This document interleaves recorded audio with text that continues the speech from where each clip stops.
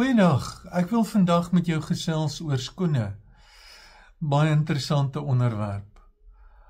As jy in die Bybel gaan lees, dan kom staan Moses voor die brandende bos voor die Here. En die Here sê vir hom, trek die skoene van jou voete af. Want jy staan op heilige grond.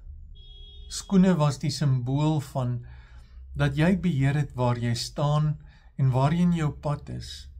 En die Here vat dit van Moses af weg. Hy sê vir hom, jy gaan nie meer beheer hê oor waar jy staan en waarheen jou pad is, wat jou lewensrigting is nie. En die Here vat vir Moses en hy sit hom in 'n posisie waar hy later op die berg van verheerliking saam met Elia en saam met Jesus staan. As een van die profete in die Ou Testament wat die wet geskryf het en wat rigting gee in die Bybel. Die Here laat hom staan voor Farao, voor die gode van Egipte, en hy deins nie 'n tree terug nie. Hy lei die Israeliete deur die woestyn tot by die beloofde land.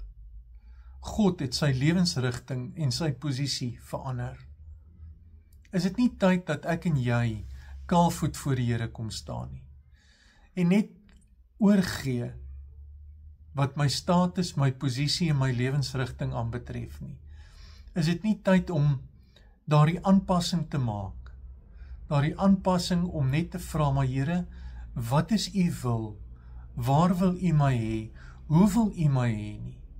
Is dit nie tyd dat ek en jy net opnuut of vir die eerste keer voor die Here kom staan en sê, Here, nou ontbloot ek myself, dis wie ek is en dis waar ek staan. Bring my in U volmaakte wil. Lei my in U volmaakte wil. Al moet dit 'n radikale lewensverandering wees. Al moet dit 'n radikaal nuwe rigting in wees waarin ek beweeg. Of 'n posisie waarin ek staan. Net om te weet ek staan in die volmaakte wil van die Here. En dat ek die lewende God teëgekom het soos Moses.